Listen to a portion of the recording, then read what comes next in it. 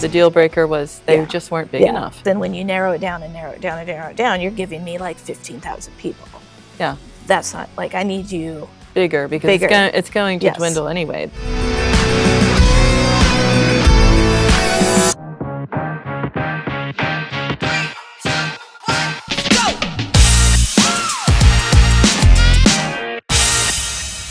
Mobile Groove at Mao. As always, in the podcast corner, Women Leadership, it's in its 5th year. I think I've been here for 4 of them.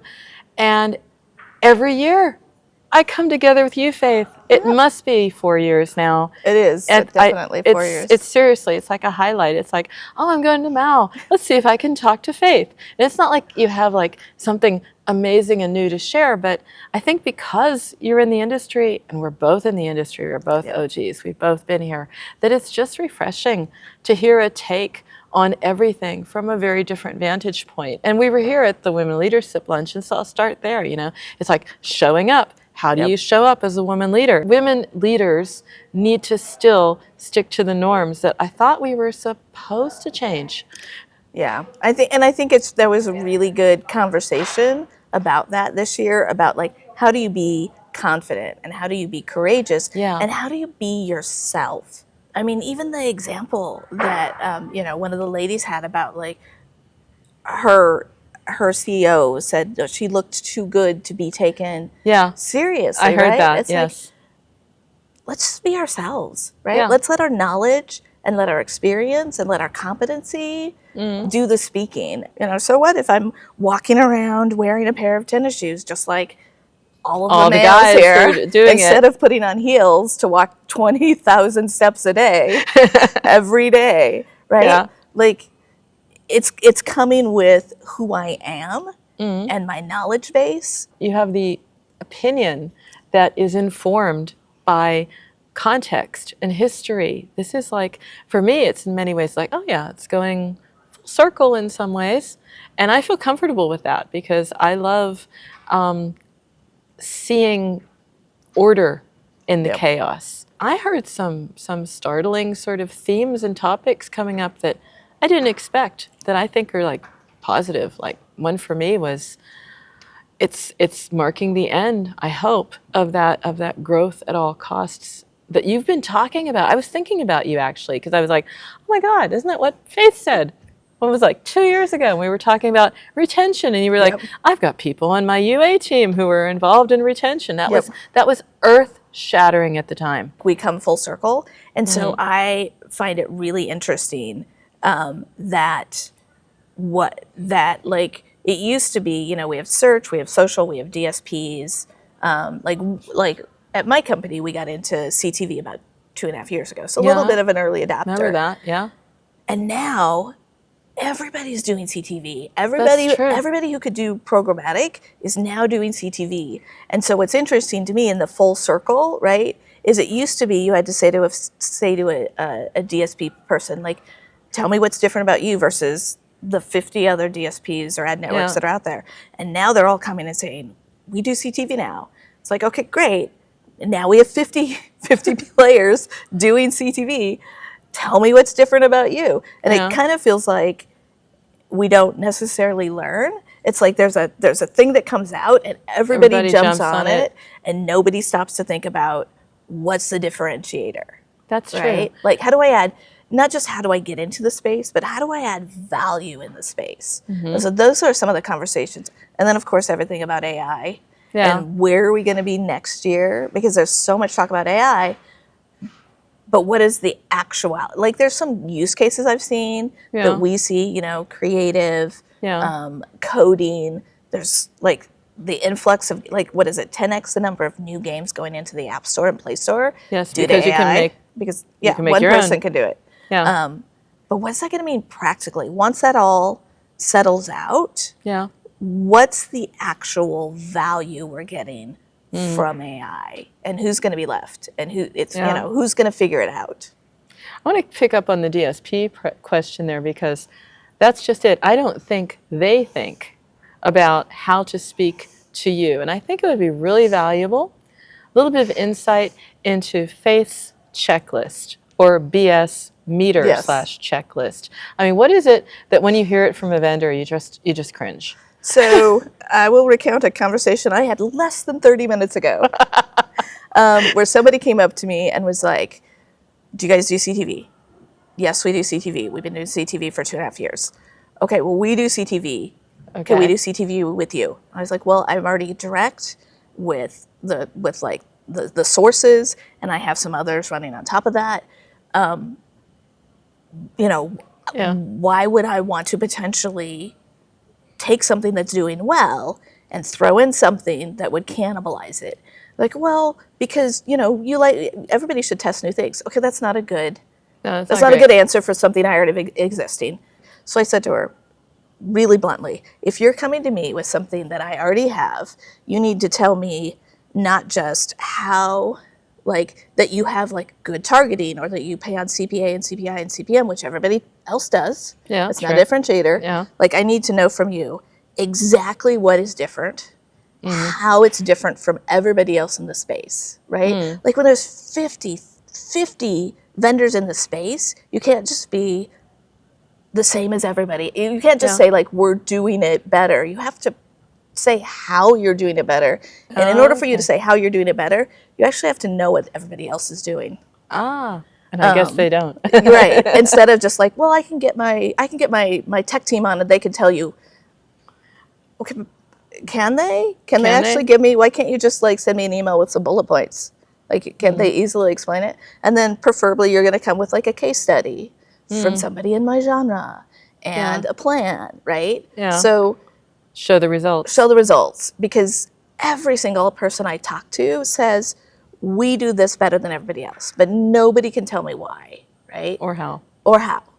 And that's also a little bit, I've noticed, because I also do consulting in addition to everything else. Yep. And sometimes I hear my clients go out in these discussions, because I'm there at the dinner, and I'm thinking, you really, really don't have to go so deep in the weeds, but you don't have to be the polar opposite either, right? Yep. You know, we don't want to hear all of it, but I think it's because they didn't think it through in many cases. So the word to vendors is like to do your homework before you go to someone like Faith, because you're gonna take a case study. Yeah. Come in with something that says, there's somebody that's just like you, and here's what they did, or here's how successful they were, right? You don't have to tell me what they did, but you have to tell me that there's success there, right? And so the people who did that, I mean, I walked away with probably half a dozen people we will follow up with that are new and interesting channels, because they could come in and say, this is how we're different, and this is how we're not going to cannibalize. This is how we're going to get something outside of your existing audience that you're already targeting. New channels, are there any? I would say yes, in that there are old channels that had bad attribution and a bad product that was not designed for mobile, who have now improved that. And so they're coming back into the space saying, with something interesting, right? Okay. With something to say, like, okay, we recognize that when we tried to do something 2 years ago or 3 years ago and it didn't work because we weren't built for mobile and we weren't built for performance marketing. We hadn't implemented everything we needed to actually make it successful beyond maybe being a branding play. But everybody here, we're in performance marketing. It is about the performance. But in a way, that's intriguing, because if they weren't built for mobile, and I see more web to app and more mobile going sort of omni-channel, I mean, CTV, look at you, 2 years in there. So maybe there's something to be said. There's like a good news story that these technologies have a chance, provided they've really embraced mobile. So they can come back and they have a chance. I mean, the new channels are the old channels. How about that? Again, like you said, everything's full circle. Everything is full circle. That's what I love about this industry. We get excited, super excited. I remember a couple of years back that were like, no, I was consulting with a company that did agentic AI, and their biggest problem was nobody knew what agentic AI was. And now it's like everybody does agentic AI, but you still don't know what it is. And you don't know what it does, but it sounds good. It sounds great. So the new channels, I won't ask you names, but it would be intriguing to say, like, you know, because everyone out there, they're saying, where is the opportunity? There has to be some opportunity. I see opportunity in just going deeper sometimes in what you have, because I believe deeper matters at some level, and that there's still value. And it might not be off the charts amazing, but the confidence of recurring revenue. I really think it can be if you do it correctly. And we talked about, I think last year a little bit about, because obviously I have a UA and retention, but I also have essentially lifecycle marketing. Yeah. And so it is continuing to find those synergies between the two and really using one to inform the other. So like if you're doing the lifecycle marketing and looking at the user behavior and trying to pull out things about that user, about what a high value user is or high value player is, you can then use it to inform some of your UA, right? Yeah, absolutely. And so you can absolutely get high value out of retention as long as you are looking at the full picture and know what you want, right? Some people, for them, retention might be, let's go after active to make sure they don't leave. Some people might be, let's go after lapsed to bring them back. Like, you have to understand what you want and what the actual value is to your company, and then build your program. And then I think you can really be successful. I know you love data, but this was also before it was possible to have a little bit of co-creation with AI to make up the models that are going to make this data make sense, or even help you pinpoint what you don't have yet in the models. So what are some hacks? What are some exciting experiments in Faith's world to fill those gaps? Have you done it yourself? You're building stuff? Where are you on that journey? So every year we try to set like a major goal. And so last year was around some new product, was around new opportunities and new channels outside of traditional UA. Yeah. This year's around like figuring out where we would want to go potentially in using tools around AI. Like what can actually be done?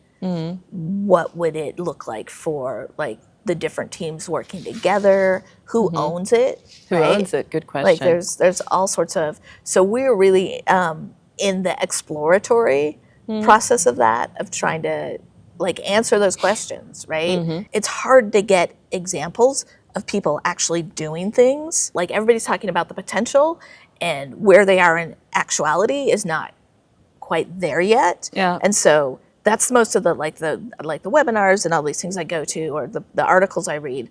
A lot of it is like, here's where we want to be. Yeah. But then when you actually stop to say about, okay, well, where are you now? It's like, well, we're here. Yeah. So I think it's trying to tease out what's real now versus where do people think they're going to be able to go. I was talking to a woman, and she was thinking about her team and AI, and she said, I stopped thinking about it as a tool. I'm just going to think about it as like I'm onboarding the most junior person, and it's going to take time, and I have no great plan because I have to see step by step, almost like developing a new team member is like, I think, a very sensible way to look at it, because if you overthink it, it's going to underdeliver. I've been so disappointed by this superpower AI that we have. Yeah. I do think there is potential for, MMPs to actually be building some of the AI that will help you actually manage campaigns, because they already have those integrations many times with the partner in terms of data flowing. Yeah. When I think about like, where are MMPs going? Yeah. Maybe, we saw some of that because we saw that in the keynote at Mal. I was there. Yeah. I was watching. It's like, oh, okay. Measurement is not reporting. It's we need an infrastructure. Yep. So they could be in a position. Yeah. I mean AppsFlyer is doing that through their announcement. They're doing some right now where you can like query the data and get information from it, but like actually having a two-way street of like it being able, maybe, you could make changes, you could, based on that data, tell it to go do something, right? Can you take two different things? Because a lot of the MMPs appear to try to be growing sort of what they do. Can you take two different things that might have some synergies and bring them together? So we talk about the innovation. Let's talk about the fun stuff. There's a little bit of like, I love the hype. You know, look at Mal through Faith's eyes, the real and the hype, the hot and the true. I guess I will say what I feel like is overhyped right now is rewarded networks. Ooh. Like, everybody in the world is. It's hot.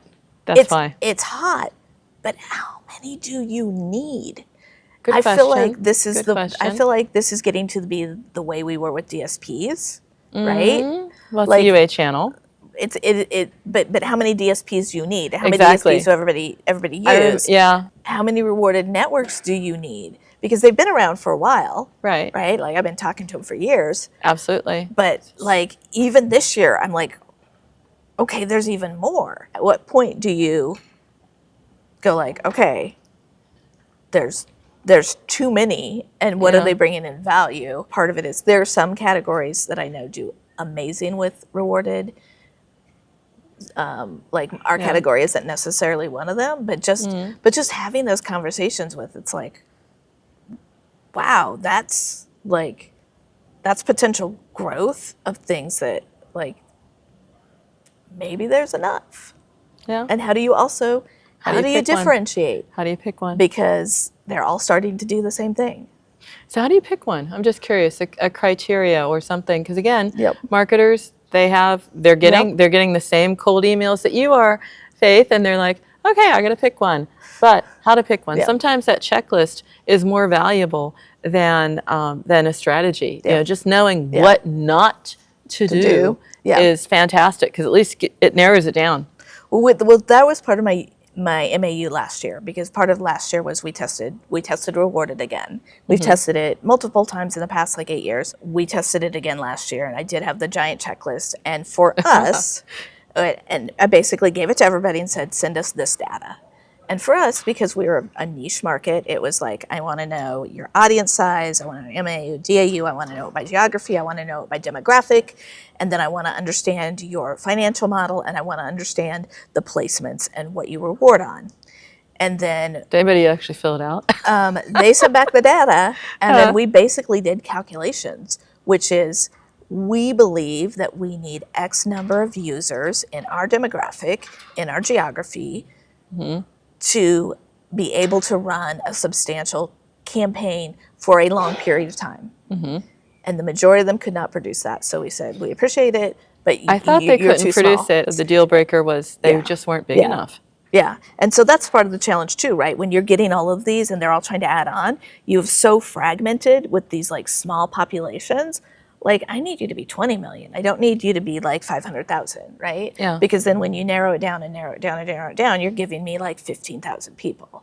Yeah. That's not, like, I need you bigger, because it's going to dwindle anyway. The more you segment and the more you think about your campaigns, you're not going to reach out to all 20 million all the time. Which I think, like I said, like, we're in a specific niche. If you're maybe a hybrid casual or something like that, it's better for you because you have like a really wide band. But it's still like getting that data to say, okay, what are you really coming to us with that fits the needs of my app, not like the large aggregate number, which is not relevant to me. You're a hard sell. You are a hard sell, Faith. It must be like they come into the meetings with you and I know it works. You must have a reputation now in the industry. It's like, if I have a meeting with Faith, I have to do my homework. It's the resource cost of setting up a new partner and a campaign, both for them and for us. You know, it's not just UA. It's like everybody else ancillary involved. Yeah. Like this is what I tell partners is, I want to work with you if I believe we have a good chance of success. I don't want to waste your time and your resources. That's true. That's being considerate. Yeah. And the same for us, right? Like if we both don't think it's going to work, and you're just trying to show that you're launching new partners, like, that's not worth it for either of us. No. Where are we now? What is the channel number? I think the magic number. I think there's no magic number. I think it really depends on who you are, what your app is, what your audience is. You know, some of the really larger, more casual titles that appeal out to everybody, that have really big IPs. That's something different. They've got massive amounts of partners, right? Right. You have to figure out that yourself. Like, how many search do you really need? How many social do you really need? How many DSPs, ad networks, CTVs, anything else? And it's, well, when I add them and they start cannibalizing, that might be a sign. That might be a sign. Just curious, can you tell me how many partners you're working with? Is it 10 plus or we work in like a mid-range of, around plus or minus that, yeah. Okay, because I remember doing interviews and it was like, no, we gotta go down to 4. And I thought 4, I can see you managing 4, but you're also leaving, I hate to say it, cliche, money on the table. I think you're trying to do 2 things, right? You're trying to get good performance at an efficient cost, but you also are trying to mitigate risk. And so, I mean, think about the big upheavals. When if you have 4 partners and something happens where one of them is no longer viable, that's true. You're at significant risk. Yes, because they're going to possibly either be acquired in the consolidation phase that we're in. Somebody's going to change attribution, and somebody's not going to be. Exactly. So you have to place your bets. We talked about high performance. We talked about your thoughts about the industry and some growth hacks for the marketers listening in to keep them focused. Talk about you, keeping you focused. We heard about it also, women in leadership, setting the goals that you really want to achieve. But you're always reinventing yourself, and I admire that. So you're not just like setting new goals, you're like setting an entirely new, I want to say a new stage or a new domain, a new territory. I don't know what it would be, a new horizon. You evolve, which is a great trait to your credit. I think as people we have to, right? And I think part of it is just, again, it's being curious. It's wanting to know more. It's wanting to know what's next. And I think there's so many good examples of women in this industry and women who are up there speaking today and women that I talk to. You never know when something that seems completely unrelated, skill, information, whatever, ties back into what you do, right? And helps you be more rounded and helps you be better at what you're doing. It allows you to have a seat at the table to contribute. So I think it's just always trying to learn more.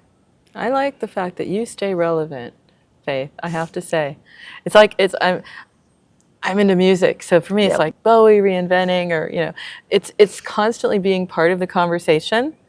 And bringing to that conversation such a rich history and a rich personality that it's just a joy. It's the best way to end Mal. It is always so much fun to hang out with you, Peggy. I love your perspective on things, and I love the fact that you have been able to bring together a whole bunch of voices and sort of spotlight them.